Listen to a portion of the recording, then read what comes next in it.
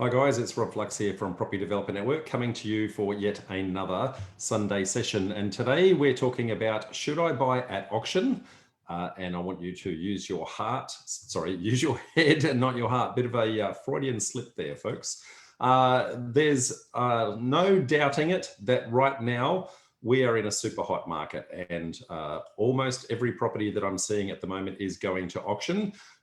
And so I think it's quite important that we actually cover today quite a few things about what the auction process is. So we're going to, I guess, cover why are people selling at auction, what are auction conditions, and what they are, what they mean, and the impacts that they are to you. Why auctions will actually never actually achieve the maximum sale price potentially for the property. And so I'm going to give you some good tips on why it's not such a bad thing. That said, I don't really like auctions, so I'm going to give you my feedback and opinion on that. Why you must do your full due diligence before doing the, I'm just going to turn my phone off because it's making noises. And why you must do your full due diligence, because you're purchasing unconditional. So what preparation must you do both in your due diligence and any other legal and compliance reasons, and whether or not you can actually put offers in prior or after. And then lastly, but not least, it gives you some tactics for bidding at auction should you so desire. Okay, so that said, auction terms, what are they? Well, largely it's an unconditional purchase. Okay, so the vendor is trying to give you a contract that forces you in a position where there is no cooling off period, and there's no finance conditions, and there's no building and pest, and no due diligence, and no all of those things. Basically, you're going to, at the end of that, the hammer falling down, you are going to own that property, whether you want to or not. And so what that means is you need to get really, really prepared in order to do that. Okay, so you need to know exactly what you can do with the property for all your due diligence before purchasing it. And because it's unconditional, it's super, super critical that you are engaging with your head and not your heart, okay? Because our heart will get us emotionally invested. Our heart will actually then get us to jump ahead and offer more than we think we should and that sort of thing, whereas our head is going to be looking purely at the numbers. What is possible, what is in there, and what is out of there, okay? So really, really important that we can actually do that. Okay, so firstly, why are auctions used? Okay, why are they in hot markets? Why is it, I guess, the go-to sales strategy for almost every real estate agent out there? So the cynic in me, okay, says that it ensures that the agents actually get paid their commissions in the least amount of time. That's the cynic in me. But the practical reality is what they're trying to do is they're trying to create a competitive market. And because at the moment, there's a limited number of supply and there's a great deal of demand, that competitive environment gets us very emotionally invested in the sale. And when we're emotionally invested, people can think with their heart and not their head. And that means that they're going to potentially outbid where they may not necessarily have been prepared to go to in a market where they had a lot more time to have a look. Now, how does it make such a competitive environment? So firstly, in most instances, they take price out of the equation. So normally, if under a traditional sale, you'd actually have a for sale and here's the price. Whereas with auction conditions, there's either no price, depending upon the state that you're in, or there's a price range, and it's quite a wide range. And so what they're trying to do is they're trying to engage as many people as humanly possible into the process. By removing that price factor, it opens it up to a much wider audience. So there's more people turn up to the open inspections, more people turn up to, I guess, the bidding on the day, and that creates this little buzz. And the buzz is what gets people emotionally invested in the sale. Okay. Now, for the vendor actually selling the property, in most instances, they're actually going to have a reserve price, so they can effectively elect to not sell the property unless they meet their minimum price point. Whereas if you go to a traditional sale, they don't really know where that sale point is. They're waiting for people. They list a price and people bid them down. Whereas when it goes to auction, it goes the other way. The price point goes up and up and up, and they're setting their reserve to say, look, I'm not even going to consider anything below here. And so that protects the vendor in order to sell. Okay, now what that does is it creates a lot of pressure on anyone wanting to purchase the property, and quite often that pressure will force them to put offers in prior. Okay, and I'm going to talk about offers in prior pretty soon as to whether or not it's a good idea or bad idea, and they go with crazy numbers sometimes when they do their offers prior. Okay. Now, most importantly for the person selling, it gives them control of the whole process, okay? So they get to control the settlement date, they can get to control the terms of the contract, they get to control the reserve price, meaning that as a purchaser, we don't have control, and we're trying to purchase outside of our constraints. And so what we want to try and do is break that down wherever humanly possible, take that away from them, and present it back to them in alternative ways. I'm going to try and give you that. The other reason why I guess why they listed auction is the ability for them to put vendor bids in, and when the process is small, they can just keep the momentum pushing higher. Okay. Now, one of the things that I said is auctions will rarely achieve maximum price. Now, there's a lot of misconception about auctions. That's what the market says. It's the most that people are going to pay. But I'm going to go through two kind of purchases, go through the examples here and show you how it is rarely the actual highest price. Okay, so let's consider a property under an emotional sale. Firstly, so in this instance, we're typically going to have two or more bidders that are going to go, higher and higher and higher. But eventually it gets to the point where it's just down to two, okay? And the winning bidder will be one bid higher, just one bid higher than the second highest price point, okay? Now, the winning bidder may have had another 10, 15, 20,000 in headway as to where they were willing to go, but they didn't need to go all the way to that maximum price point because all they had to do was beat the guy behind them, okay? And so for that reason, if you're selling in an emotional sale, you're not always going to get the maximum price. Now, of course, it looks like you are because there's lots of people bidding against each other. But if somebody had sat down with that highest bidder and actually worked the sale a little bit harder, it is quite possible that they could have actually achieved a higher price point. So that's one example. Let's have a look at another example. Let's have a look at if you were a developer trying to purchase. Well, developers don't tend to come in with an emotional point of view. Instead, what they're coming in with is they're coming in with very much a headspace, okay? And they go, can we make the deal work? Now, developers typically have their cash out in other deals. So unless they actually have cash on the day, then it's really difficult for a developer to actually purchase under auction conditions. Now, any agent out there trying to sell a development site, hear what I'm saying, okay? Most developers have their money in other deals. And so if you are wanting cash unconditional on the day, you're limiting the number of developers who are physically able to be cashed up on that particular day.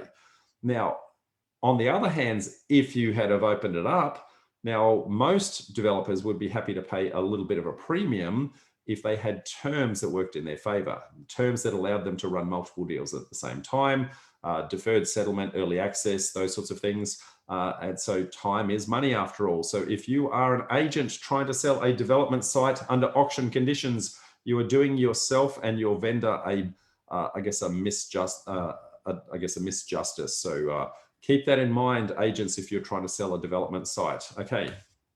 That said, I guess once it's going to auction, the expectation is that it actually gets to auction day. But the practical reality is, according to some recent stats by Domain, that nearly 1/3 of all auctions actually settle with offers prior. That's 1/3, folks. Now, why is that the case? Well, there's a whole bunch of reasons that come into it, and it comes down to the psychology of the vendor selling it.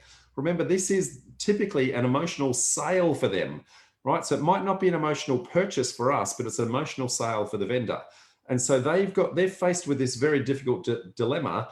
Do they take an offer prior with certainty, or do they push through to auction day and have, I guess, an unknown outcome at the end? And so that moral dilemma will find that 1/3 of the vendors will actually settle prior. Now, because of that, if you see a property go to auction, don't not put a prior offer in, okay?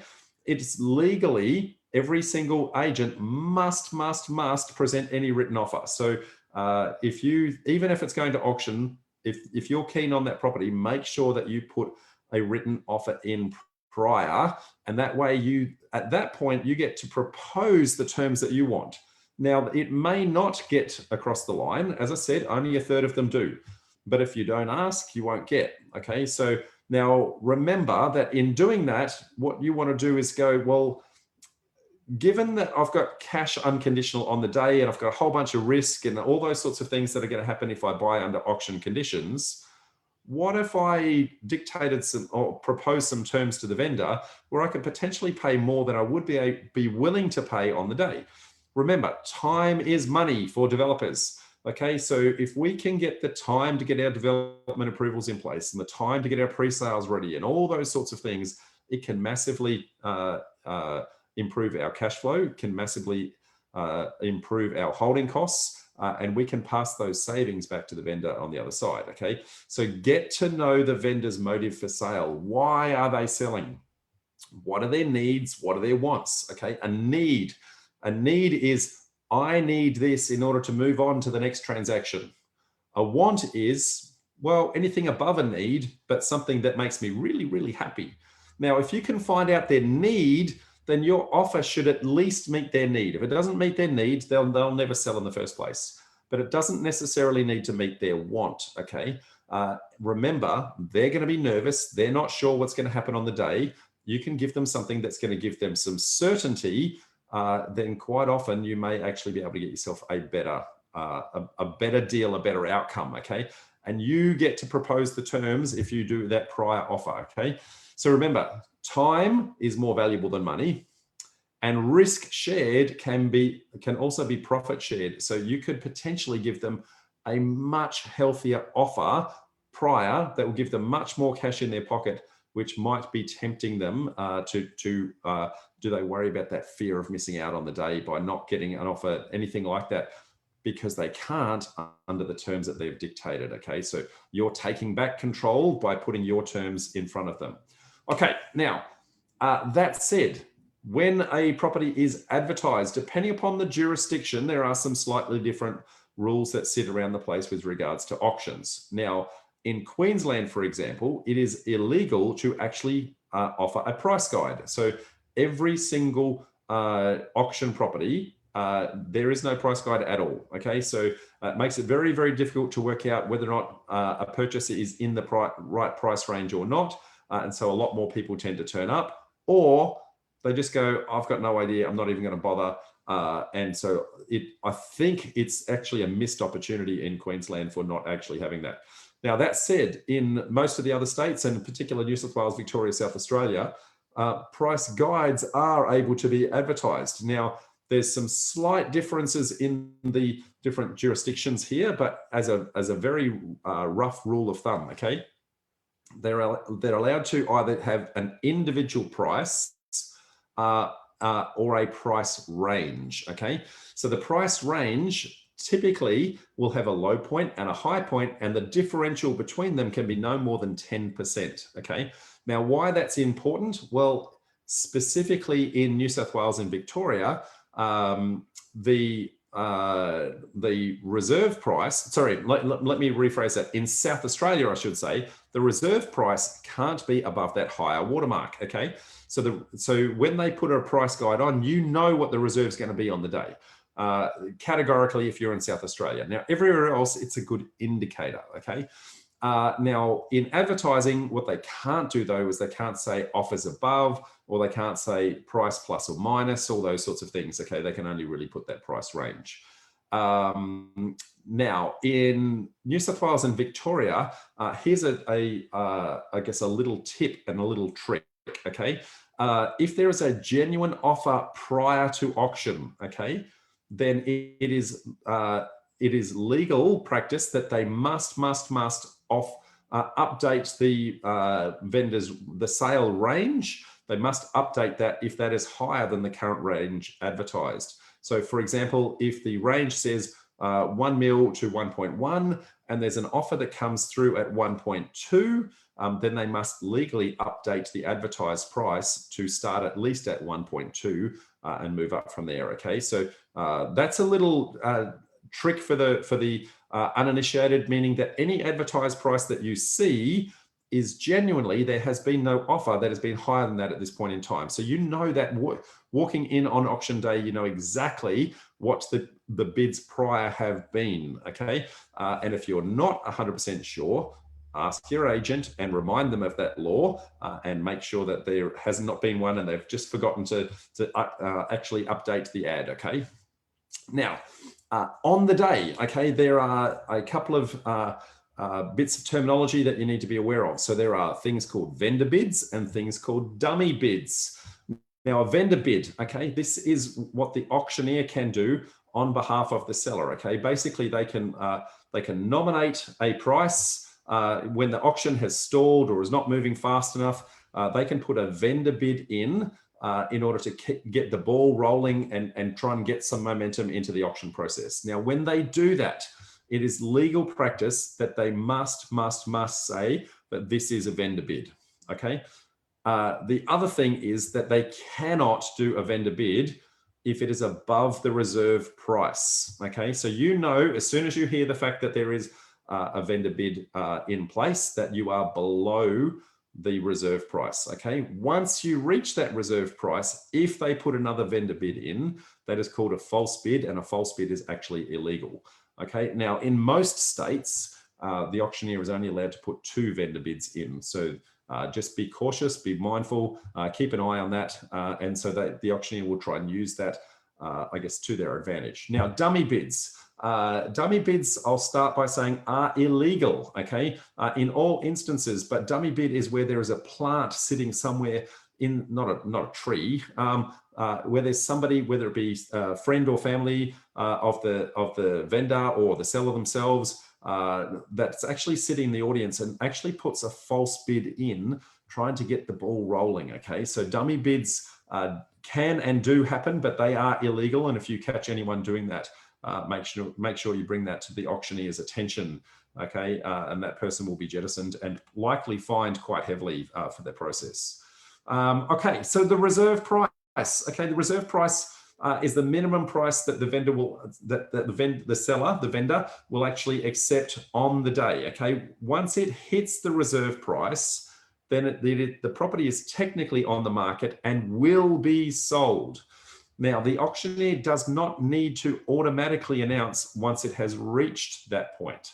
So quite often it will actually go past the reserve price, and the auctioneer will just remain silent, because they want to use that as a catalyst to go, okay, now we're on the market, and re-kickstart things when things have slowed down. So one of your little tactics can be to just keep asking, is it on the market yet? Is it on the market yet? Now, in the states such as South Australia, Victoria, and New South Wales, where a price guide has been listed, it's actually illegal for the reserve price to be above the high watermark of the price point. So you know that the reserve will be met if it's actually reached that mark. So you can actually ask straight away when you think that's actually been met. And if it hasn't, then you can actually call out and say, well, legal price guide says it needs to be on the market. What the hell's going on? Either someone's lied about the price guide, or the vendor's not being real in putting it on the market. Okay, so know that that's actually the case. Now, the auctioneer doesn't have to announce it, as I said, but when they do, it must be truthful. Whatever they say must be actually truthful, okay? So once that reserve price has been met, as I said, any offer after that point means you are purchasing the property if you are the final person to actually answer the call. Okay. Now, you must be a registered bidder, so which means that you must turn up, register with the auctioneer, provide some proof of ID, and the auctioneer will then, I guess, give you a copy of the contract, which you should have reviewed prior, by the way, and I'll talk on that a little bit later. You should always ask the auctioneer, has there been any last minute changes to the contract? And that's important because, and I'll touch on it in a sec, the terms of the contract can actually vary up to and including on the day. So when they have dictated what the terms they want, doesn't necessarily mean that that is what will happen on the day, okay? Any questions that you've got about the property, excuse me, Let me just cough for a sec.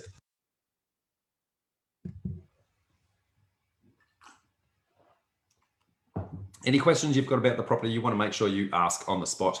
Assuming that you passed the test, that you've been identified, that you've accepted the terms of the contract, the auctioneer will then give you a unique identifier. Usually it's a paddle with a number on it.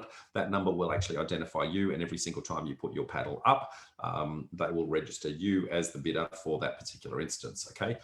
Now, if the property doesn't reach the reserve price, then the property is what is called passed in. Okay, so the passed in is a term used when it doesn't reach that price point, and at that point, they will start negotiations with anyone that has actually registered for bidding on the day. Now, typically, they will start with the highest bidder.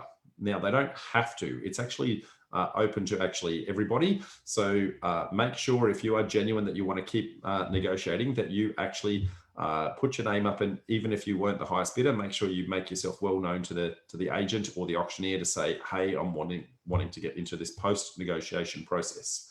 Now, in most instances, in most states, that post negotiation process doesn't necessarily resolve an outcome on the day, and quite often it can actually drag on over multiple days.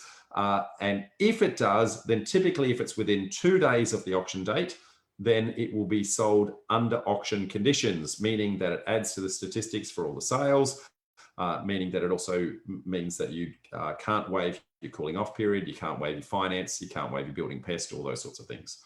If it goes past that 2-day period, then typically it is no longer under auction conditions, and you now get the ability to now propose alternative terms again. Okay, so if you're getting to a position where you get into post negotiations, just know that if you drag it on just a little bit, then their legal ability to keep you to an unconditional contract breaks at that 2-day mark for most states. Okay, so just check in on that. Okay, now remember, auction, unconditional contract. It is really, really, really, really super important that if you have any intention of purchasing on the day, that you must have done 100% of every single piece of your due diligence before you actually turn up. Okay, so that means you need to inspect the property. Okay, do your building and pests, do your searches, do your rates and your body corporates and anything like that you're wanting to do on the property. Make sure you know exactly what you're actually purchasing. If you need to do surveys, do that. Okay, make sure you're confident that the price that you're paying is actually what it's worth. Okay, so you need to firstly get the agent's price guide. That's always handy. I would also go get an independent valuer to actually value the property and make sure that you're actually doing the right thing. And then also do your own sales research. Make sure you understand all the comparable sites in the area. Get yourself comfortable with both the sale of the finished product, the sale of the raw product. What is it going to be? And then what is the sale of the finished products that you're going to create going to be worth? Make sure that you're very clear on what those numbers are.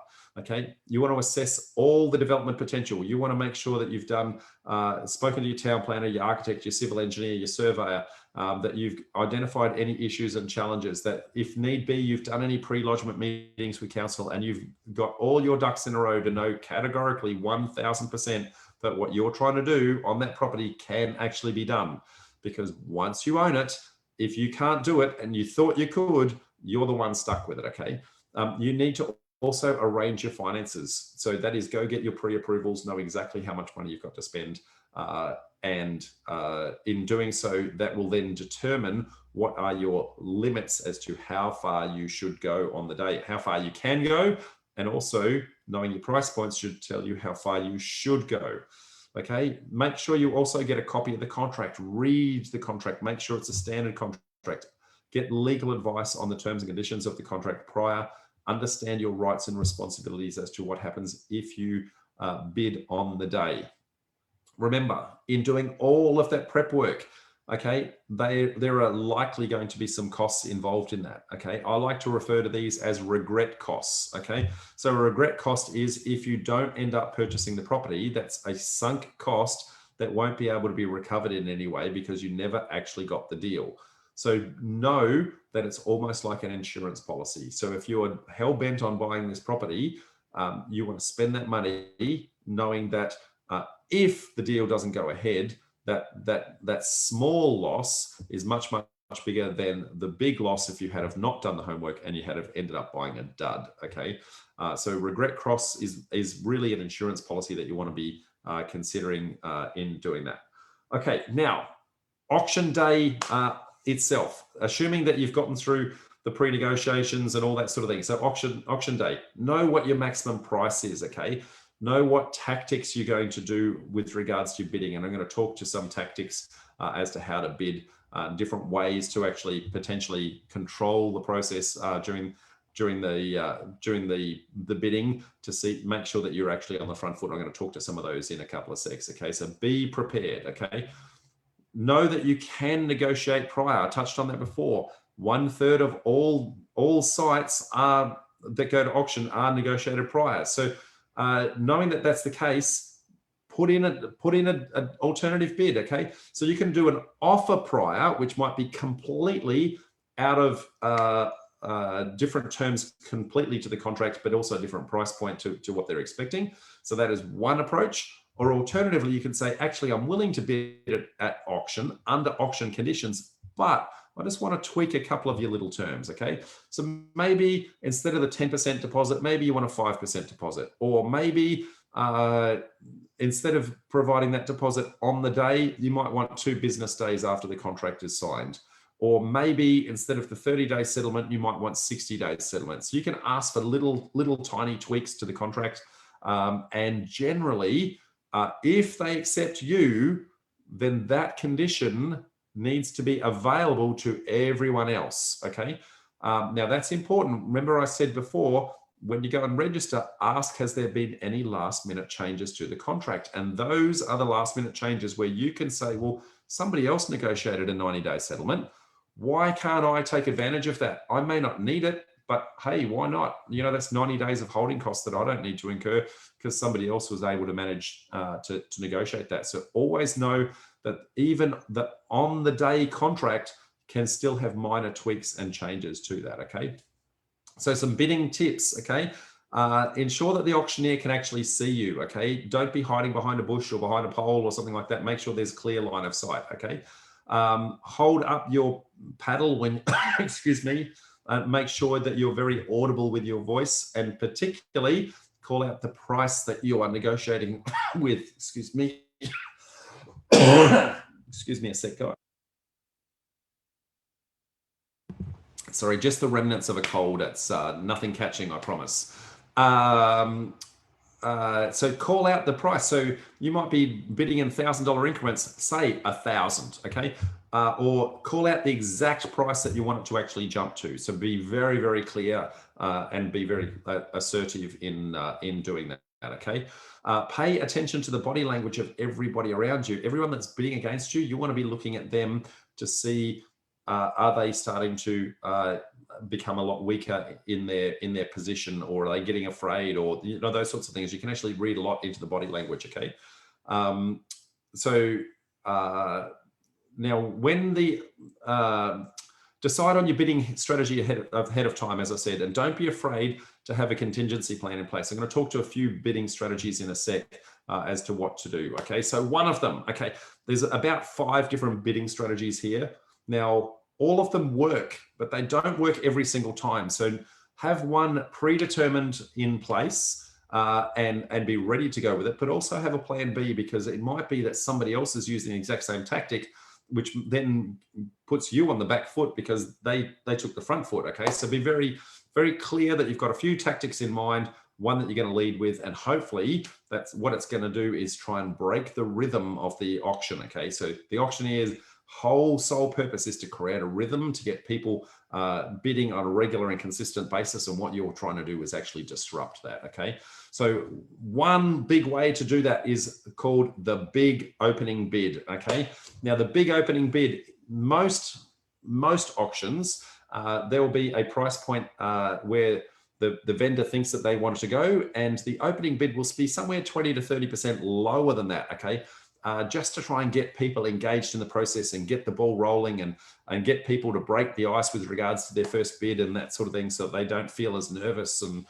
so quite often that low price point that they start If you come in with a cracking bid somewhere near where you think it's going to sell, you will quite likely blitz about 80% of the market in that room straight away, and it's going to create a buzz in the room to go, man, this guy means business, or this person means business, and straight away they're going to start talking amongst themselves and who are they, what are they doing, all that sort of stuff, and it breaks the rhythm. Okay, now if you're going to do that, okay, what is really super important, super important, is make sure that it's big enough to get people talking and knock a few people out, but it's not so big that you're actually overpaying for the property. We don't want you to be ridiculous here.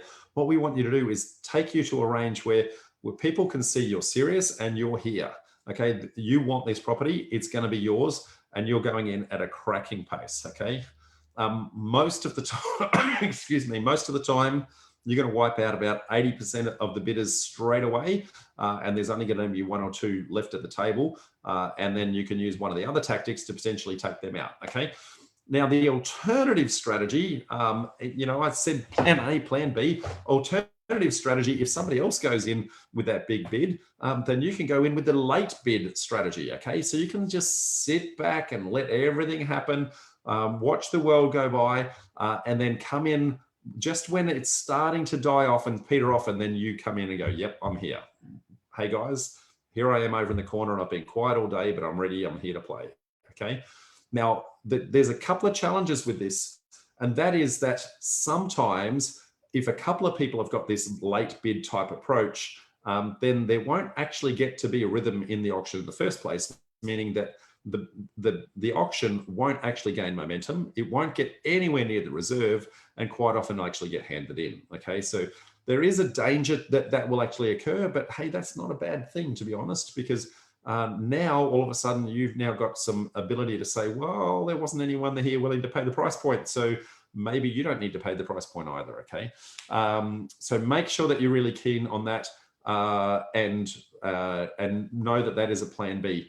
Don't be afraid to let the auctioneer know that if it does go into that situation and gets handed in, don't be afraid to put your hand up and say, hey, I'm willing to negotiate afterwards. Okay.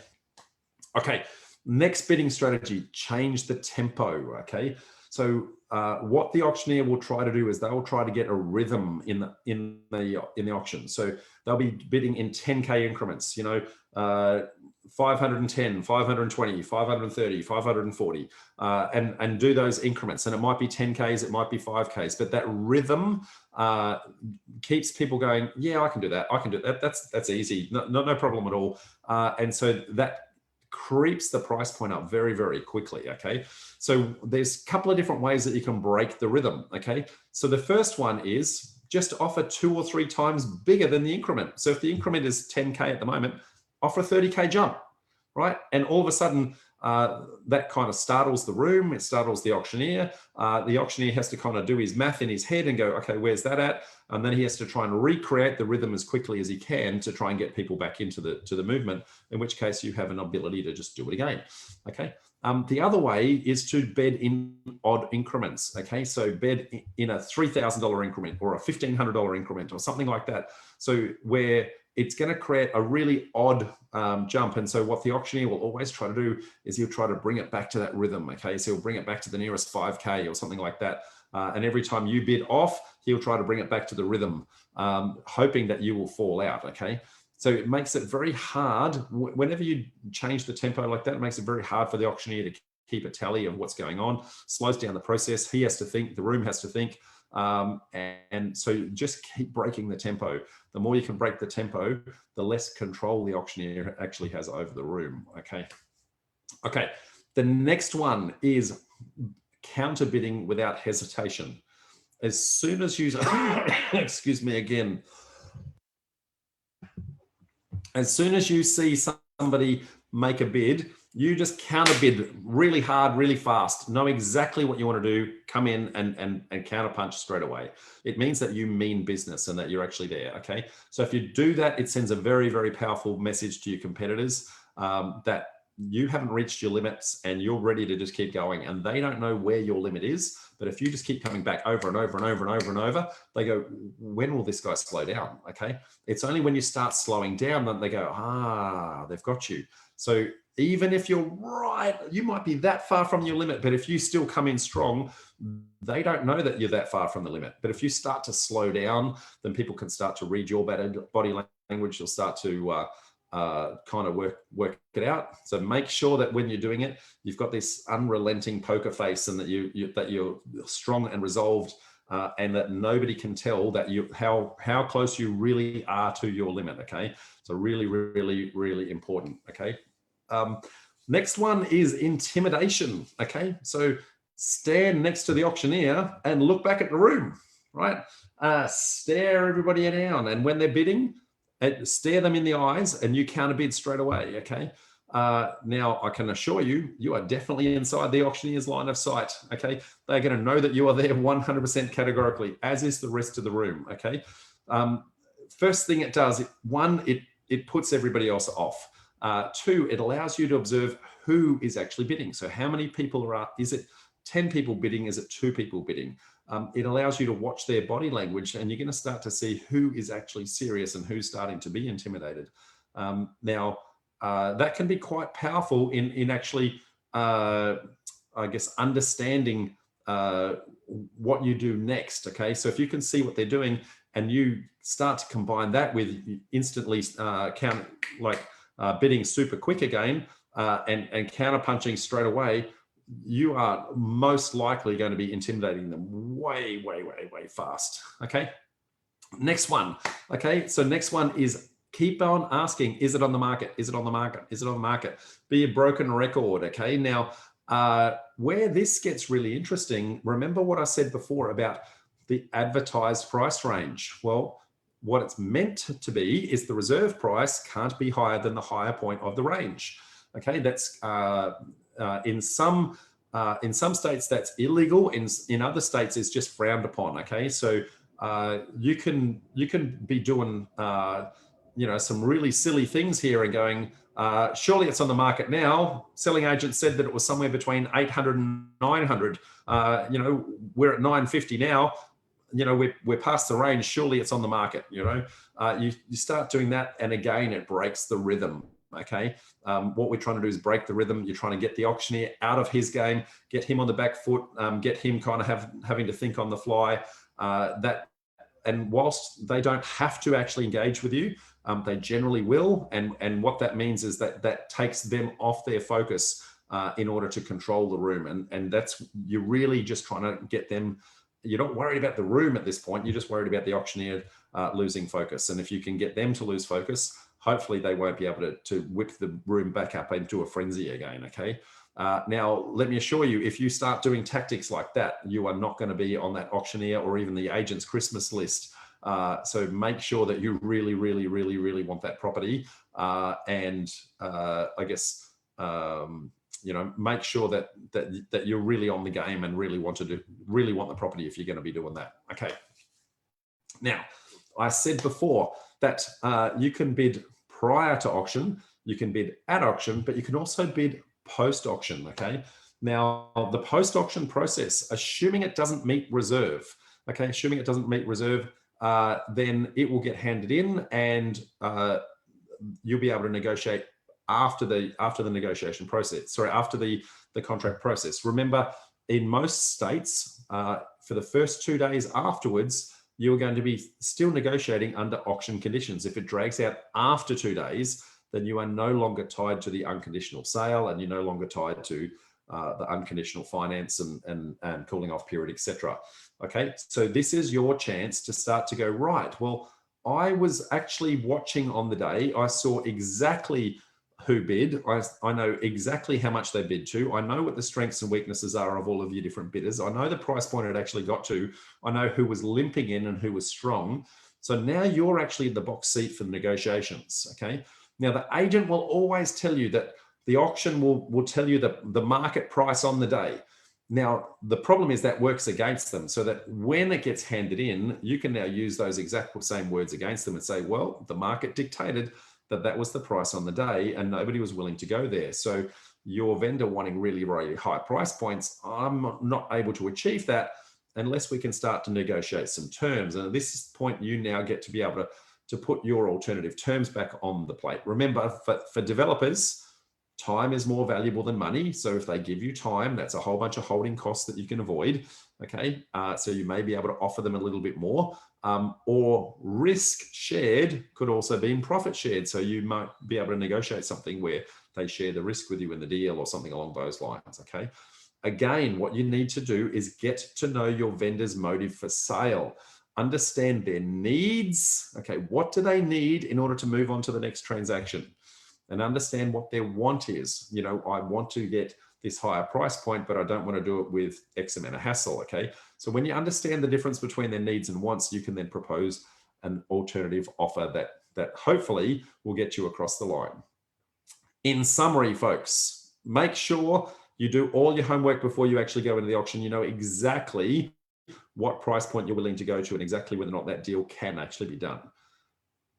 Do absolutely make sure that you put offers in prior. 30% of all auctions sell prior, and that means that you can then propose alternative terms to the contract, okay?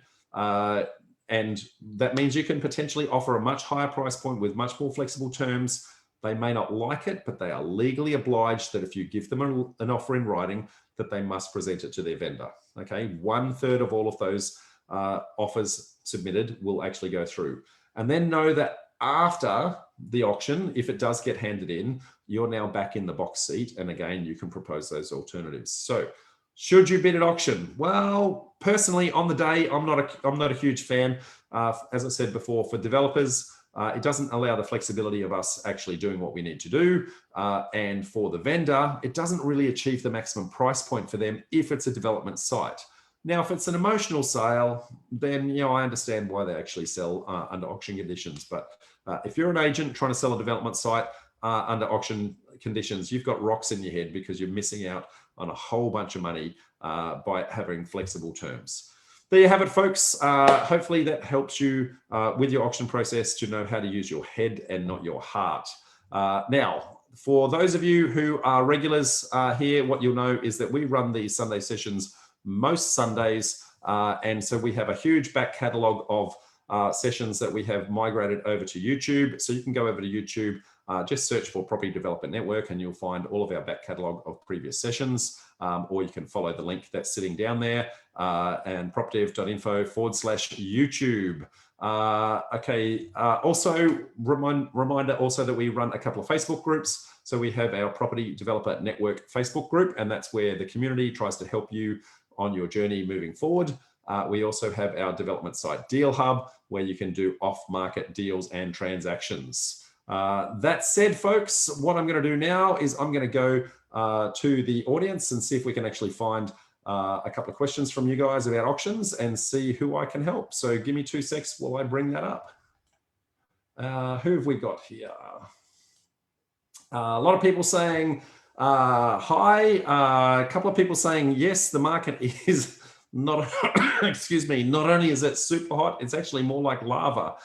So yes, Blender, I tend to agree that right now it is. I don't think it's going to be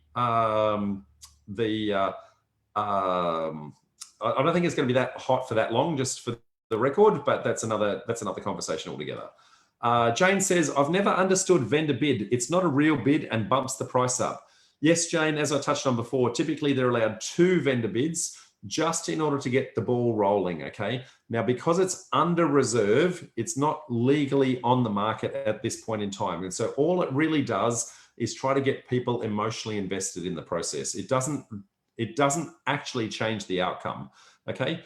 It's only once it goes past the reserve price, at that point, the vendor bid is actually illegal, so not allowed to be done. So Brad said, I went to an auction with a friend in Sydney and the auctioneer placed a vendor bid, which ended up knocking everyone out and it passed in, shot themselves in the foot. Well, that's a risk that they play, Brad, and absolutely it can actually can happen, but most of the time you will actually get people involved in the process. Jane says, a property I put 2 offers in earlier, sold at auction for 200K over my offer, and yet the agent did not come back to me to negotiate at all. Sold at auction for 200K over my offer. So I guess if you gave them an offer prior, they legally must have put that offer through to the vendor. The vendor may have chosen not to engage. Now, remember, the vendors, only a third of them settle prior. And so the vendor may have said, well, it's not quite close enough to where we want it to go. We're happy to run the gauntlet of the auction on the day. And I'm going to suspect that that was the case. Now, the fact that the agent didn't come back to you, that's just bad form on behalf of the agent. They should have kept you engaged. They should have made sure that you were actually in a position where you would actually turn up on auction day. Clearly, they didn't do that. So I'm going to say that's bad form on behalf of the agent.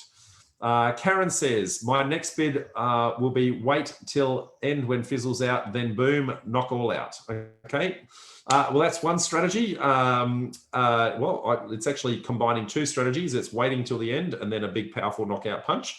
But remember, Karen, despite best intentions, on the day, someone else might have the exact same strategy. And if they beat you to the punch, you need to work out and be nimble and be able to, be able to navigate around that. Felicity says, make sure you're really on the game. Could have a different meaning. Okay, Felicity, I know where you're going, but let's not go there, shall we? Jane says, thank you. Noel says, auctioneers will often refuse a bid you put up during the auction, saying it's too low. Is this legal, say, in Victoria? I can't say categorically if it's legal in Victoria, Noel, but what I can say as a general rule of thumb is the auctioneer has the right to refuse absolutely any offer, any bid for any reason. I'm going to say because of that, yes, it's legal. Generally, they won't do that because they want to get things rolling. But if it's way too low, and generally, we're talking 50% of the likely outcome price, they might just say, hey, you're just kidding yourself, guys. We're not going to play that game. So they have the right to refuse to the best of my ability. So what else have we got? So Rajiv says, if the property is advertised for 800 to 900, can they put the reserve price at 930 legally, or does it have to be between the given range? Rajiv, that depends on the state. Okay, so what I can say is that most states will only allow you to have a 10% range. So it wouldn't be 800 to 900, it would be 800 to 880, for example. And then the reserve, depending upon where you are, generally will be at the higher end of that range. So I know categorically South Australia says, well, you can't go, your reserve can't be outside the range. For everywhere else, if it's not legal, it's definitely frowned upon. But certainly that is something that you could and should be calling out during the auction process to go, hey, is it on the market? You said this was the range. We're over that range. Is it on? Anyway, folks, that looks like it's the last of the questions coming through. So thank you very much for your time. It has been 100% a pleasure. And we will catch you again for another Sunday session next week. Okay, bye for now.